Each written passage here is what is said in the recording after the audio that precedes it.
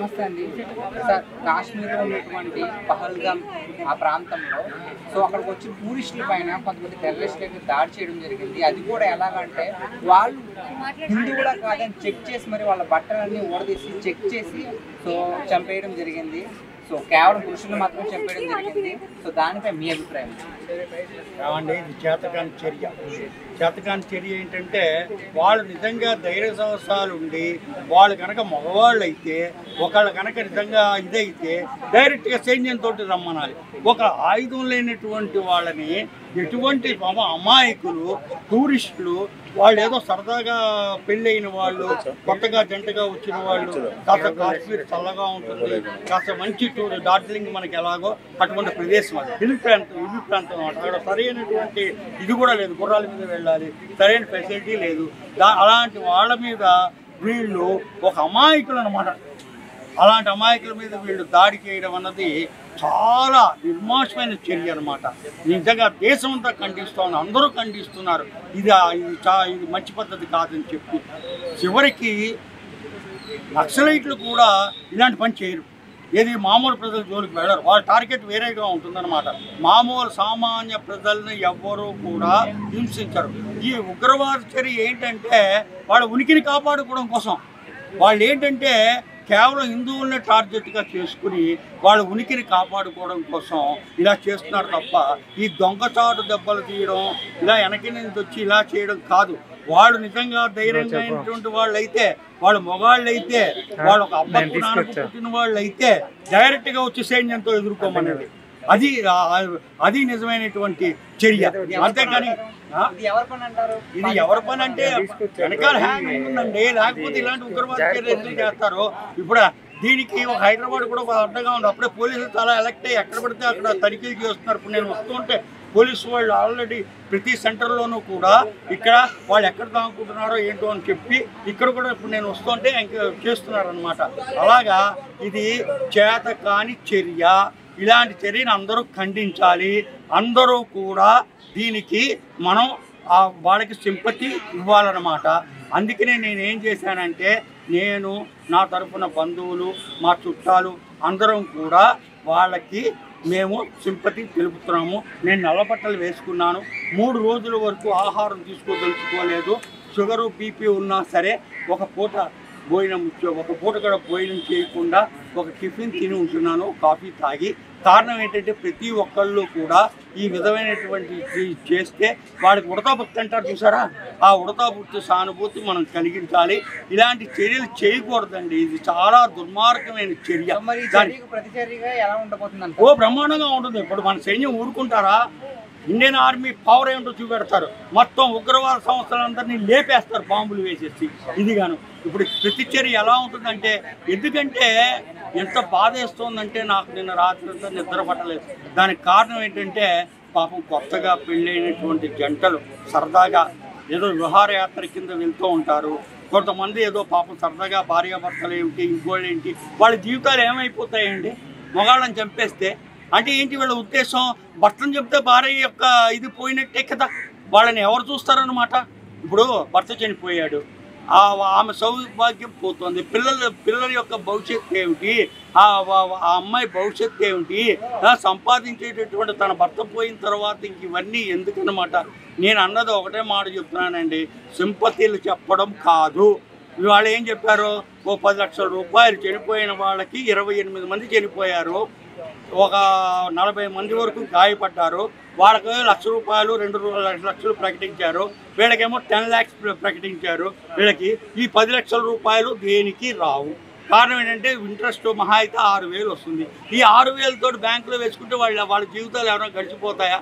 కాబట్టి వాళ్ళకి ఒక్కొక్కళ్ళకి 1 కోటి రూపాయలు ఇవ్వాలి, అందరూ సహాయం చెయ్యాలి. కారణం ఏంటంటే వాళ్ళ జీవితాలు ఇలాగా అన్ఎక్స్పెక్టెడ్గా జరిగినట్టు కాకుండా పాపం వాళ్ళు ఏదో అమాయకమైనటువంటి సరదా వచ్చి చేసినటువంటి ఇదనమాట. మన పుష్ప సినిమాలో ఒక ఆమెకి చనిపోతే సినిమా ప్రపంచం అంతా కలిపి 1 కోటి రూపాయలు ఇచ్చి వాళ్ళ ఫ్యామిలీని ఆదుకున్నారు కదా, ఇది కదా. అలాగే గవర్నమెంట్ కూడా అందరూ ఏంటంటే పెద్ద వాళ్ళందరూ మా సానుభూతి తెలుపుతున్నాము, మా ఇది తెలుపుతున్నాము, వాళ్ళ ఫ్యామిలీ అది కాదు. సానుభూతుల మూలాన్ని ఏమి వాళ్ళ ఫ్యామిలీస్ ఏమి ఇదవ్వదు. వాళ్ళకి కావలసిన జీవితాంతం వాళ్ళకి కావలసినటువంటి సదుపాయం కలిగించడం, వాళ్ళ కుటుంబాల్లో ఉద్యోగాలు ఇవ్వడం, వాళ్ళకి పాపం ఎవరైతే చనిపోయారో ఆ కుటుంబాలందరినీ ఆదుకోవడం, వాళ్ళ జీవితాంతం ఉన్నట్టుగా చెయ్యడం అన్నది జరగాలి. ఇంకో మెయిన్ పాయింట్ ఏంటంటే ఈ ఉగ్రవాదులను జైల్లో పెట్టి పోషించకూడదు. మొన్న లాస్ట్ టైం ఆల్రెడీ హైదరాబాద్లో లుంబినీ పార్కు దగ్గర గోకుల్ చాట్ బాండార్ దగ్గర జరిగినటువంటి దాంట్లో ఎంతోమంది చనిపోయారు, ఎంతోమంది గాయపడ్డారు. వాళ్ళకి మొన్న శిక్ష పడింది. ఇన్ని సంవత్సరాల నుంచి జైల్లో పెట్టి మేపారు వాళ్ళని. అలా కాకుండా వాళ్ళకి ఎటువంటి శిక్ష వేయాలంటే ఒక స్తంభాన్ని కట్టేసి పెట్రోల్ వేసి తగలబెట్టాలి, గొయ్యి తీసి వాళ్ళని పాతి పెట్టాలి. అలాంటప్పుడు వాళ్ళకి భయం వేసి ఇంక రెండోసారి ఉగ్రవాద చర్యలు చేయకుండా వాళ్ళు ఇలా ఉంటారు.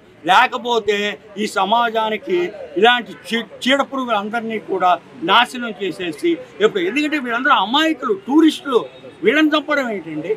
ఎవ్వరూ కూడా ఇటువంటి చర్యలు చేయకుండా ఉండాలి.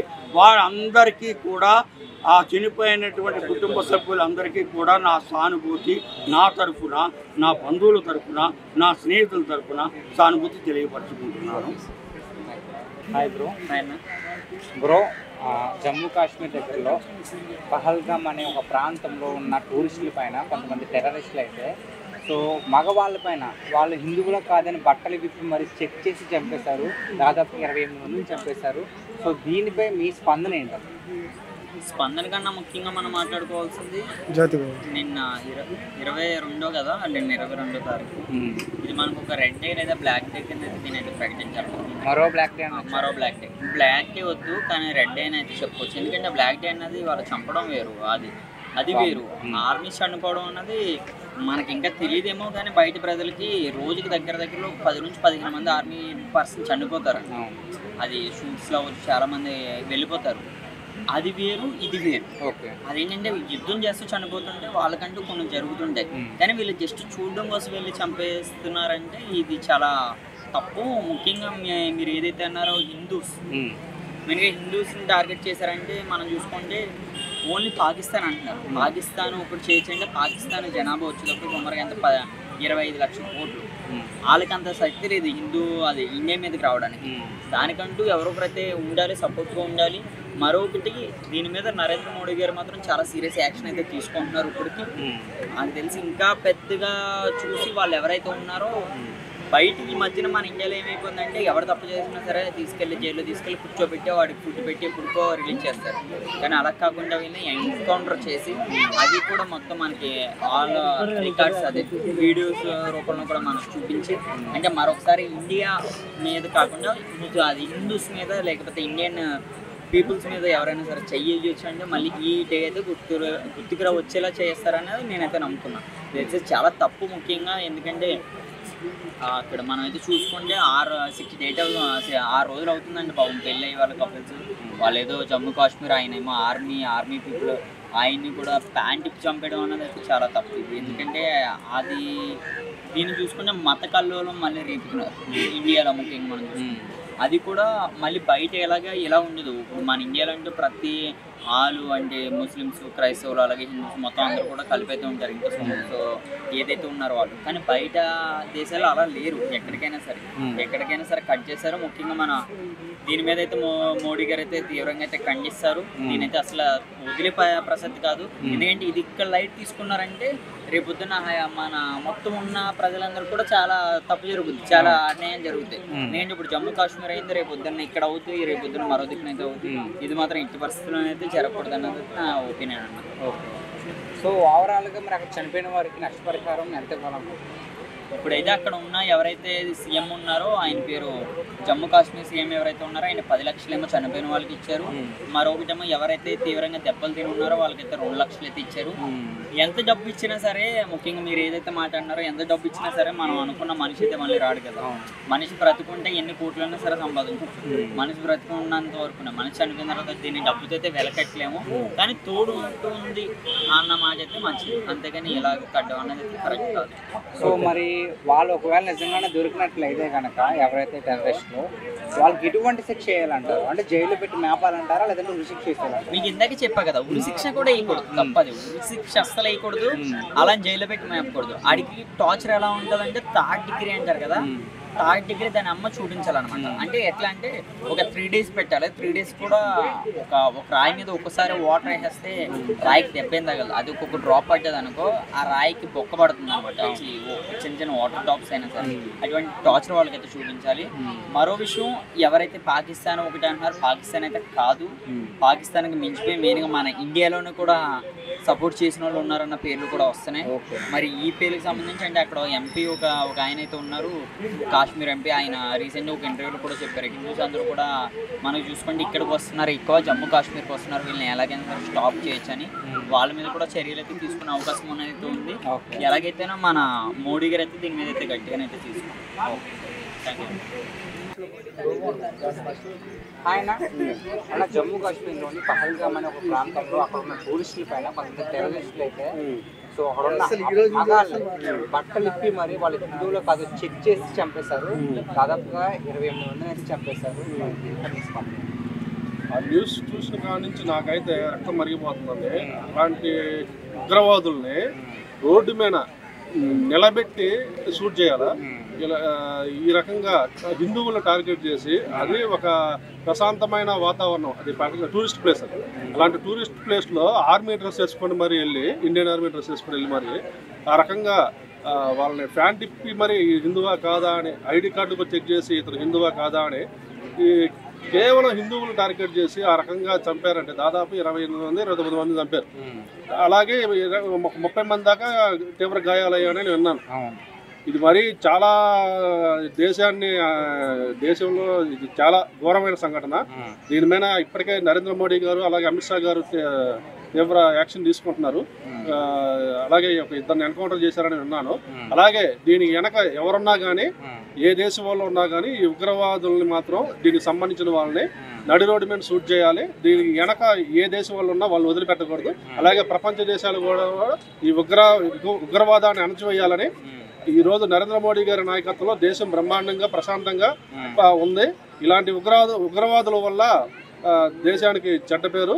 ఈ ఆర్మీ ఆఫీసులు కూడా వెంటనే వీళ్ళని గాలించి ఎన్కౌంటర్ చేయాలని నేను కోరుతున్నాను. మరి అక్కడ చనిపోయిన వారికి అక్కడ ఉన్న ప్రభుత్వం అయితే ఒక 10 లక్షలు అయితే ప్రకటించింది. చనిపోయిన వాళ్ళకి 10 లక్షలు కాదండి, ఒక 50 లక్షలని ఇవ్వాలి వాళ్ళ కుటుంబానికి. అలాగే గాయపడ్డ వాళ్ళకి మెరుగైన వైద్యం అందించాలి. అలాగే ఇప్పుడు జమ్మూ కాశ్మీర్ సంబంధించిన సీఎం ఎవరైతే ఉన్నారో దీని మీద ఇలాంటి సంఘటనలు మరలా జరగకుండా జాగ్రత్తలు తీసుకోవాలి. ఎందుకంటే అది సెన్సిటివ్ ఏరియా జమ్మూ కాశ్మీర్ అనేది. ఇలాంటి చర్యలు ఉగ్రవాద చర్యలు మరలా జరగకుండా జాగ్రత్తలు తీసుకోవాలి. అలాగే నరేంద్ర మోడీ గారు కూడా ఇప్పుడు దీని ఇష్యూ మీద చాలా సీరియస్గా ఉన్నారు. అమిత్ షా గారు కూడా వెంటనే దీనికి సంబంధించిన వాళ్ళని వాళ్ళు ఎన్కౌంటర్ చేస్తారు. నాకు తెలిసి ఇలాంటి సంఘటనలు మళ్ళా జరగకుండా చూసుకోవాలని నేను. సో ఇది చూస్తున్నట్లయితే కేవలం హిందువుల పైన దాడి జరిగింది, అంటే ఒక మత కల్లోలను సృష్టిద్దాం అనుకున్నారు. సో నిన్నగాక మొన్న చూసుకున్నట్లయితే బంగ్లాదేశ్లో హిందువుల పైన కూడా దాడి జరిగింది. ఒక 10 ఏళ్ల పిల్లాడిని ఒక 20 మంది కర్రలతో కొట్టి చంపేశారు. సో ఆ వీడియో బాగా వైరల్ అయింది. మరి ఇలాంటి మత కల్లోలు ఎందుకు జరుగుతుంది? ఈరోజు నరేంద్ర మోడీ గారి నాయకత్వంలో భారతదేశంలో హిందూ ధర్మం అనేది బాగా ఉంది. అలాగే హిందూ ధర్మాన్ని ప్రపంచ దేశాల్లో కూడా ప్రతి ఒక్కరూ ఆహ్వానిస్తున్నారు. ఎంతో మంది ఫారినర్స్ కూడా ఈరోజు హిందూ ధర్మం వైపు మొగ్గు చూపుతున్నారు. అందుకని వీళ్ళు హిందువుల మీద కక్షతో ఈ ఉగ్రవాదులు నరేంద్ర మోడీ గారికి ఏదో బెదిరిద్దాం అన్నట్టుగా పిఎం గారిని ఈ రకంగా హిందువుల మీద దాడి చేసి మీ పిఎంకి చెప్పుకొని వార్నింగ్ కూడా ఇచ్చారని విన్నాను. ఇలాగ బహిరంగంగా హిందువుల మీద దాడి చేసి మీ ప్రధానికి చెప్పుకొని వార్నింగ్ ఇస్తున్నారంటే ఏ రకంగా ఈ ఉగ్రవాదం ఉందో అర్థం చేసుకోవాలి. ఇలాంటి ఉగ్రవాదులకి ప్రపంచ దేశాలు కూడా ఈ ఉగ్రవాదాన్ని అణచివేయాలి, ఈ ఉగ్రవాదులు ఎన్కౌంటర్ చేయాలని కోరుకుంటూ ఇలాంటి చర్యలు మరలా దేశంలో జరగకుండా కట్టుదిట్టమైన ఆర్మీ అలాగే కట్టుదిట్టమైన చర్యలు తీసుకోవాలని నేను కోరుకుంటున్నాను. ఆయన నమస్తే అన్న, కాశ్మీర్ దగ్గరలో ఉన్న పహల్గామ్ అనే ఒక ప్రాంతంలో అక్కడ ఉన్న టూరిస్టుల పైన కొంతమంది టెర్రరిస్టులు అయితే దాడి చేయడం జరిగింది. అది కూడా ఎలాగంటే వాళ్ళు హిందువులా కాదా అని సో బట్టలు చెక్ చేసి మళ్ళీ చంపేశారు. సో దీంతో మీ స్పందన ఘటన అనేది సమాజమే. గతంలో కూడా ఇలాంటి ఘర్షణలు ఎన్నో జరిగాయి. కానీ దీనికి నైతిక బాధ్యత మొత్తం బీజేపీ పార్టీ కానీ అక్కడున్న ప్రజెంట్ రాష్ట్రాన్ని పాలిస్తున్న పార్టీ కానీ లేకుంటే లెఫ్టినెంట్ గవర్నర్ కానీ లేకుంటే మనకు అజిత్ దోవల్ గారు కానీ లేకుంటే డిఫెన్స్ సంబంధించి మన కేంద్ర మంత్రి కానీ మోడీ గారే భరించాలి. ఎందుకంటే ఆల్రెడీ జమ్మూ కాశ్మీర్లో ఇలాంటి ఘటనలు జరుగుతాయని తెలిసి కూడా మనకు చైనాకి ఎట్లా వాళ్ళు కట్టినట్టు వాళ్ళు కట్టకుండా సీసీ ఫోటేజ్లు ఇవ్వకుండా ఇలా ఉండడం వల్ల ఇట్లాంటి ఘటనలు జరుగుతూనే ఉంటాయి. ఎందుకంటే భారతదేశంలో జమ్మూ కాశ్మీర్లో ఇలాంటి ఘటనలు ప్రతిసారి జరుగుతూనే ఉంటాయి. ఇప్పుడు ఇవాళ చనిపోయింది 26 మెంబర్స్ 28 మెంబర్స్ గాయాలైనాయి. కానీ అటువంటి ఘటనలు ఇంతకుముందు డిపార్ట్మెంట్ పైన కూడా అయింది, డిఫెన్స్ సెక్టర్ల పైన కూడా అయింది. అంటే ప్రభుత్వం నిద్రపోతుంది. దీనికి ఏం చేస్తున్నా అంటే బీజేపీ రాజకీయంగా చేసేసి ఒక మతానికి చంపినట్టు కాదు.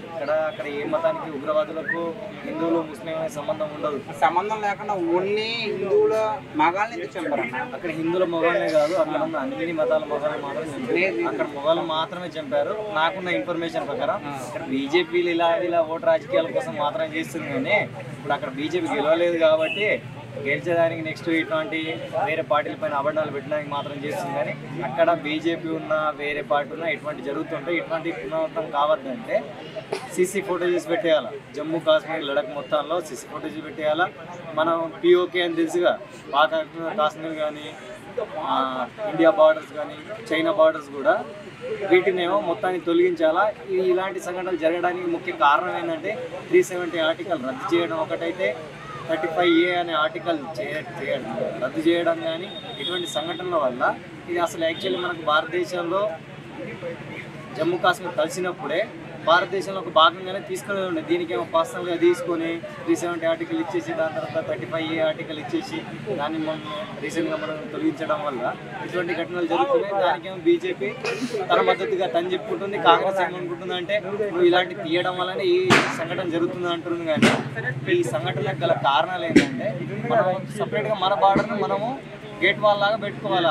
చైనా వాళ్ళలాగా జమ్మూ కాశ్మీర్ వాళ్ళు, లడక్ వాళ్ళు, పిఓకే వాళ్ళు అని పెట్టుకుంటే ఇటువంటి సమస్యలు కాదు. ఎందుకంటే శాటిలైట్ భారతదేశంలో కూడా మనకు సైంటిస్టులు ఉన్నారు.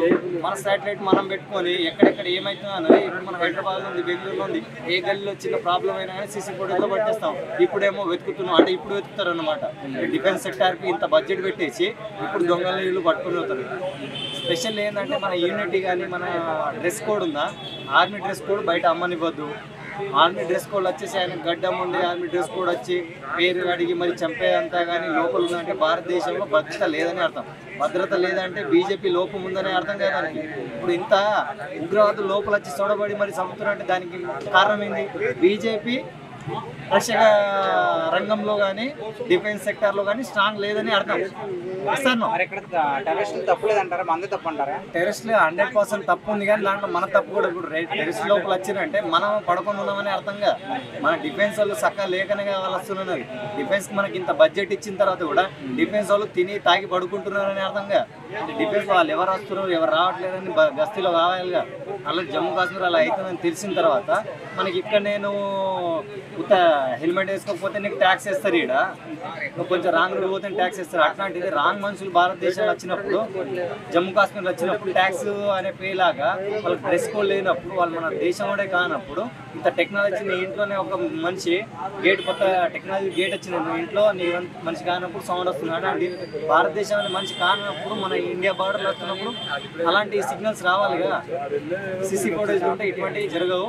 దీని ముమ్మాటికి అక్కడున్న గవర్నర్ డిఫెన్స్ గవర్నర్ ఉంటాగా, ఇక్కడ మనకున్న గవర్నర్ లాగా కాకుండా లెఫ్టినెంట్ గవర్నర్ ఉంటారు కేంద్రపాలిత ప్రాంతాల్లో, వాళ్ళే ఈ నైతిక బాధ్యత వహించాలా. దాంతోపాటు అజిత్ దోవల్ గారు కూడా ఈ బాధ్యత వహించాలా, మోడీ బాధ్యత వహించాలా, అమిత్ షా కూడా. ఇప్పుడు పోయి అమిత్ షా ఏం బిక్తాడు అక్కడ? ఇప్పుడు సంఘటన జరిగిన తర్వాత అమిత్ షా అక్కడ పోయి ఏం చేస్తాడు? సమస్య రాకుండా చేయడమే వాళ్ళ పని. కానీ సమస్య వచ్చిన తర్వాత మేము ఇది చేస్తామని అంటే డిఫెన్స్ డబ్బులు అన్నీ ఎడిపోయినట్టు. అంటే బీజేపీ ప్రభుత్వం కాకుండా ఏ ప్రభుత్వం ఉన్నా సరే అక్కడ జరగకుండా 101% బీజేపీ ఉన్నా లేకున్నా ఏ ప్రభుత్వాలు ఉన్నా అక్కడ అలా జరుగుతాయి. బీజేపీ ప్రభుత్వం ఏంటంటే ఇటువంటి చేయడం వల్ల ఏం చేస్తుందంటే, ఇప్పుడు మొన్న ఒక మూవీ వచ్చింది, ఆ మూవీ ప్రమోషన్స్ కాకుండా ఆ మూవీ ఆపిస్తారు. మన బీసీ నాయకుడైన ఫస్ట్ మనకు టీచర్ పూలే మూవీ కాకుండా ఆ సంఘటనను పట్టేయడం కోసం మాత్రమే ఈ పొంగల్ సంక్రాంతి బీజేపీ వాళ్ళు సొంతంగా వీళ్ళ చేతితో చేయించుకున్నారని నేను అనుకుంటున్నాను. నాకున్న బీజేపీ చేతుల్లో కొనసాగలోనే జరుగుతుంది. ఇప్పుడు జరిగింది దాదాపు. సో బీజేపీ తన మత రాజకీయాల కోసం, తన కుల రాజకీయాల కోసం, కుతంత్ర రాజకీయాల కోసం మాత్రమే చేస్తున్న కుట్ర. వాళ్ళకి తెలిసి చేసిన తర్వాత అమిత్ షా అక్కడనే దిగుతున్నా అంటే ఆయన కూడా ఆమె లేదనే అర్థంగా వాళ్ళ అస్సులని ఈయనకు తెలిసి కూడా మళ్ళీ అయిపోయిన తర్వాత ఈయన పోయి అంటే సింపతి క్రియేట్ చేసి మళ్ళీ బీజేపీకి మళ్ళీ జమ్మూ కాశ్మీర్లో వాళ్ళకి స్థానాలు వాళ్ళు రావాలా, వాళ్ళ మళ్ళీ ముఖ్యమంత్రి వాళ్ళే కావాలనే సంకల్పంతో చేస్తున్న ఈ కుట్ర. అన్న నమస్కారం అన్న. జమ్మూ కాశ్మీర్ దగ్గరలో ఉన్న పహల్గామ్ అనే ఒక ప్రాంతంలో అక్కడ ఉన్న టూరిస్టుల మీద కొంతమంది టెర్రరిస్టులు అయితే దాడి చేయడం జరిగింది. అది కూడా ఎలాగంటే సో వాళ్ళు హిందువులా కాదా అని బట్టలు చెక్ చేసి మరి దాదాపు 28 మందిని చంపేశారు, చాలా మంది గాయపడ్డారు. దీనిపై మీ స్పందన ఏంటి? పిరికిపంద చర్య. ఎందుకంటే బుద్ధి రాదు, కుక్క తోక వంకర అనే సామెత పాకిస్తాన్కి కరెక్ట్ వర్తిస్తుంది. ఇది పాకిస్తాన్ వాళ్ళు చేసిందంటారా? ఎస్, ఎందుకంటే నేను ఇంటర్నేషనల్ న్యూస్ ప్రకారం కూడా నేను అనలైజ్ చెప్తున్నా. ఆ దేశ సపోర్ట్ లేకుండా, ఆ దేశం అండ లేకుండా, ఆ దేశంలో ఉగ్రవాదం లేకుండా అనేది నేను ఒప్పుకున్నాను. పాకిస్తాన్ ఆర్మీ చీఫ్ ఒక స్టేట్మెంట్ ఇచ్చారు, ఆ టెర్రరిస్ట్ అటాక్తో మా దేశానికి ఎలాంటి సంబంధం లేదని. ఎలాంటి సంబంధం లేకపోతే ఆ దేశంలో నుంచి ఇండియా పైకి ఎలా వస్తారు? అది ఆర్మీ డ్రెస్లో వేసుకొని ఎలా వస్తారు? అది ఆలోచించాలి. గత వారం కింద ఒక స్టేట్మెంట్ చూశాను నేను, మనము ఇండియా పైన దాడులు చేద్దాము అన్న ఒక స్టేట్మెంట్ కూడా లాస్ట్ వీక్లో స్టేట్మెంట్ నేను చూశాను.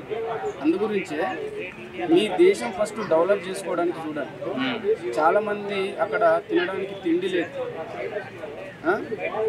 4 దేశాలతో మాట్లాడి సత్సంబంధాలు పెంచుకొని ఆర్థికంగా టెక్నాలజీ పరంగా డెవలప్ కావడం చూసుకోవాలి. ఈరోజు ఇండియా ఎట్లా ఉంది, మీ దేశం ఎలా ఉంది? అందుగురించే ఇది ఆ దేశంలో ఆర్మీ అండ్ ఈ టెర్రరిస్ట్ గ్రూప్ 2 కలిపి మన ఇండియా పైన దాడిగానే నేను చూస్తాను. మరి అక్కడ చనిపోయిన వారికి అక్కడున్న జమ్మూ కాశ్మీర్ ప్రభుత్వం అయితే 10 లక్షలు అయితే నష్టపరిహారం అందిస్తున్నారు. దాన్ని ఆదుకోవాలి, ఆ కుటుంబాన్ని ఆదుకోవాలి. కానీ ఇంకొక చిన్న రిక్వెస్ట్ ఉన్నది సెంట్రల్ గవర్నమెంట్కి అండ్ మన పిఎం నరేంద్ర మోదీ గారికి and central home minister Amit Shah గారికి. ఇంకొక సర్జికల్ స్ట్రైక్ కంపల్సరీ అవసరం.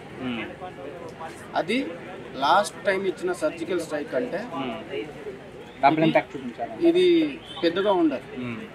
ఈసారి కొడితే దెబ్బ ఇండియా వైపు చూడాలంటే కూడా ఇది అంటే ఇప్పుడు ఎగ్జాంపుల్ పాలస్తీన్ పోయి ఇజ్రాయెల్ మీద దాడి చేస్తే ఇజ్రాయెల్ ఇట్లా అటాక్ చేసి ఎట్లా చేసిందో ఇది మన ఇండియా కూడా అదే విధంగా కొట్టాలి దెబ్బ. మళ్ళొకసారి ఇండియా వైపు చూసి అడుగు పెట్టాలంటే, బార్డర్ దాటి రావాలంటే ఒక్కొక్కరికి పడాలి. అలా రిక్వెస్ట్ నేను చేస్తున్నాను మరొకసారి కేంద్ర ప్రభుత్వానికి. సో కొంతమంది ఏమంటారంటే ఇది మన వల్లే జరిగింది, ఇది వాళ్ళు వస్తుంటే మన వాళ్ళు ఏం చేస్తున్నారు అంటారు, దానికి మీరు ఏమంటారు? మరి వాళ్ళు ఎందుకు మాట్లాడుతారో నేను మన దేశంలో మనవాడు ప్రశాంతంగా పిక్నిక్ వెళ్ళడం, అక్కడ టూరిస్ట్ ప్లేస్కి వెళ్ళడం, ప్రశాంతంగా గడపడం తప్ప పిరికిపంద చర్య దొంగ బుద్ధి ఎవడిది? అక్కడ అమాయకంగా ప్రశాంతంగా ఉన్న అమాయకులదా, లేదంటే ఆర్మీ డ్రెస్లో వచ్చి వాళ్ళని కాల్చి చంపినోడు? మనదేం తప్పు ఉంది? మన వాళ్ళు లేరు, అది అలాంటివి జరిగే సంఘటన అని తెలుసు కూడా ఎందుకు భద్రత? చాలా తప్పు అది. మన దేశంలో ఉంటూ మన దేశం గురించి చాలా బ్యాడ్గా మాట్లాడడం చాలా తప్పు. మన ఇంటెలిజెన్స్ వ్యవస్థ కూడా బాగుంది, మన ఆర్మీ వ్యవస్థ, మన బలగాలు కూడా బాగున్నారు. బట్ దొంగ చేయాలనుకుంటే, ఒక ఇంట్లో దొంగతనం చేయాలంటే వాడు ఏ విధంగా దొంగతనం చేస్తాడు కదా, ఆ ఉద్దేశంతోనే వచ్చి వాళ్ళు దొంగ దెబ్బ కొట్టి వెళ్ళిపోయారు. కానీ మరి అలాంటి అంత ధైర్యవంతులు ఉంటే విత్ ఇన్ షార్ట్ టైంలో మన ఆర్మీ కూడా అక్కడికి వెళ్ళింది. ఒక 2 minutes వాళ్ళు ఉండాల్సింది అక్కడ. మన ఇండియా పవర్ ఏంటి, మన ఇండియన్ ఆర్మీ పవర్ ఏంటి వాళ్ళకి తెలుసు. కొంతమంది ఏంటంటే ఇది కేవలం బీజేపీయే చేయించి ఇలా మత కల్లోలాలు సృష్టించాలనుకుంటున్నారు, మన వాళ్ళే చేశారు అంటున్నారు. వాళ్ళకి మీరు ఇచ్చే సమాధానం చూడండి. నాకు తెలిసి బీజేపీ గవర్నమెంట్ అనేది దేశ భద్రత విషయంలో రాజకీయాలు చేస్తుందని నేను అనుకోలేదు. అలాంటిది ఎవరైనా మాట్లాడదుంటే ఆపేయండి. మాట్లాడుతున్నారు తప్పు. మోడీ గారు ఉన్న టైంలో దేశ భద్రత బాగుందని నేను అనుకుంటున్నాను. ముఖ్యంగా శాంతి భద్రతల విషయంలో, ముఖ్యంగా స్పెషల్లీ పాకిస్తాన్ ఉగ్రవాదాల గురించి అది చాలా దేశాలకు తెలుసు, పాకిస్తాన్కు కూడా తెలుసు. అది కొంతమంది యూజ్లెస్ ఫెలోస్ మాట్లాడతారు. ఇక్కడ కూడా బార్డర్ అవతల ఉగ్రవాదులు ఉన్నారు, కొన్ని దేశంలో కూడా కొంతమంది ఉగ్రవాదులు ఉన్నారు. ఇలాంటి సన్నాసులు కూడా మన దేశం కాపాడుతుంది, మన ఆర్మీ కాపాడుతుంది. సిగ్గుతో కొంచెమన్నా మానవత్వంతో మంచితనంతో తినేది భారతదేశం అన్నమే అయితే అలాంటి మాటలు మాట్లాడాలి. ఇప్పటికైనా దేశం గురించి, రాజకీయాల గురించి మాట్లాడకండి. దేశ భద్రత చాలా ముఖ్యం.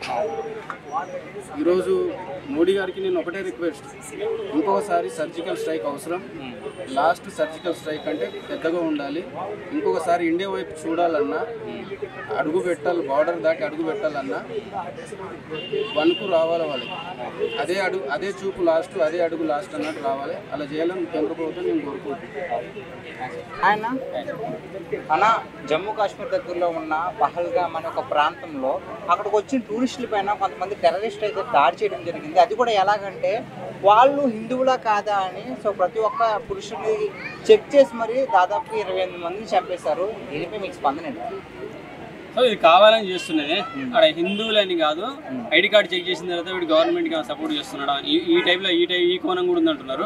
హిందూ అనేది ఎంతవరకు నిజం కరెక్టో తెలియదు కానీ, అంటే వాడికి గవర్నమెంట్ ఎంప్లాయ్ అనుకో, గవర్నమెంట్ కు వాడు చేసే వాడికి ₹1,00,000 జీతం ఇస్తున్నారు. సో వాడి వల్ల గవర్నమెంట్ కు ₹1,00,000 ఆదాయం రావచ్చు.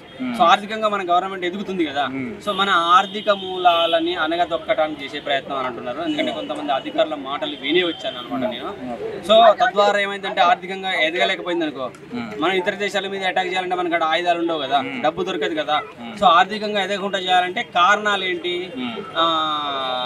మన టూరిజమే ఎందుకని చెప్తున్నా అంటే, మన దేశ టూరిస్టులే కాకుండా ఇతర దేశాల నుంచి టూరిస్టులు కూడా వచ్చే ప్రాంతాలు కాబట్టి భయపడతారు వాళ్ళు. ఫ్యూచర్ లో మనోళ్ళు పోరు ఆ ప్రాంతాలకి, వేరే వాడు రాడు ఆ ప్రాంతాలకి, అంటే ఆటోమేటిక్ గా మనకు వచ్చే ఆదాయం, టూరిజం పరంగా వచ్చే ఆదాయం చాలా తగ్గిపోద్ది. ఆటోమేటిక్ గా మన ఆర్థిక వ్యవస్థ కుంటుపడిపోద్ది. మనం ఆర్థికంగా ఎదగలేము. ఇతర దేశాల నుంచి ఏమైనా కొనుక్కోవాలన్నా కూడా భయపడుతుంది, ఎందుకంటే చాలా ఎక్కువ రేట్లు ఉంటాయి కాబట్టి. ఆటోమేటిక్ గా మన కాడ మనమే దారి తీసుకొని బతకాలంటే ఏ దేశానికైనా అంత ఈజీ కాదు డెవలప్ అవడం. సో మన ఆర్థిక మూలాలను తొక్కి పడేస్తే, కుంటుపడేలా చేస్తే, ఎదగకుండా చేస్తే ఆ భారతదేశం ఎదగదు టోటల్ గా. మళ్ళీ ఇంతకుముందు ఒకసారి 400 ఏళ్ల క్రితం, 200-300 ఏళ్ల క్రితం ఒక 400 ఏళ్ళు పరిపాలించగా ఆ టైప్లో టోటల్ గా ఆక్రమించేసుకొని మళ్ళీ భారతదేశాన్ని పరిపాలించాలనే ప్రయత్నం చేసే భాగంలో ఇది ఒక భాగం అంటున్నారు. కాక ఇండియన్ ఆర్మీ అంటే ఆ మధ్య వచ్చి సర్జికల్ స్ట్రైక్ చేసి ఇండ్ల కూసుకే మారని చెప్పేసి గుర్తించేసిరా. ఆ టైంలో మళ్ళీ అటాకులు జరుగుతాయి. కొంచెం ఆలోచించుకొని అటాకులు చేయండి. నెక్స్ట్ మన గవర్నమెంట్కి చిన్న సూచన చెప్తున్నాను. సరే, మీకు తెలియకపోవచ్చు, మాకు తెలియదు అటాకులు జరుగుతాయని. ఎందుకంటే అక్కడ చుట్టూ మన బార్డర్ ప్రాంతాలు, జమ్మూ కాశ్మీర్ అంటే టోటల్ బార్డర్, ఎప్పుడు తీవ్రవాదులు అటాకులు జరుగుతుంటాయి. అక్కడ ఉన్న లోకల్ వాళ్ళు కూడా కొట్టుకోవడాలు జరుగుతుంటాయి. మా ప్రాంతం, మీ ప్రాంతం అని చెప్పేసి, హిందూ ముస్లిమ్స్ అని ఇలా కూడా జరుగుతుంటాయి. సో అటువంటి దగ్గర కనీసం ఒక్కరిద్దరు కమాండర్స్ని పెట్టేసి, మిలిటరీ కమాండర్స్ని పెట్టి, ఎందుకంటే టూరిజం అంటున్నారు కదా, ఒకరిద్దరిని పెట్టేస్తే కనీసం మనోళ్ళని కాపాడుకునే ప్రయత్నమైనా చేయగలుగుతాం. ఆడ పెద్ద పెద్ద అంటే ఆ చనిపోయిన వాళ్ళలో చాలా మంది మిలిటరీ వాళ్ళకి సంబంధించిన వాళ్ళు ఉన్నారంట. అంటే ఒక టూరిస్ట్గా వెళ్ళారు, సెలవుల పరంగా టూరిస్ట్గా వెళ్ళారు. అతనే కనుక బతికి ఉంటే రేపు వెళ్ళి మళ్ళీ తన లీవ్లో అయిపోయినాక రేపు వెళ్ళి మళ్ళీ గవర్నమెంట్కి దేశానికి సేవ చేస్తారు కదా, ఇంకో 40 మందిని కాపాడతారు కదా. సో అక్కడ ఖచ్చితంగా అటువంటి టూరిజం ప్రాంతాల్లో మళ్ళీ ఏంటంటే ఆడికి పోవడానికి రావడానికి రవాణా వ్యవస్థ కూడా సరిగ్గా ఉండదంట. సో మన గవర్నమెంట్ తరఫున నేను కోరుకునేది ఏంటంటే, వాడు ఎవడైనా సరే దొరక పట్టేసుకొని ఖచ్చితంగా ఉరికమ్మం ఎక్కాలని నేను కోరుకుంటున్నాను. Thank you.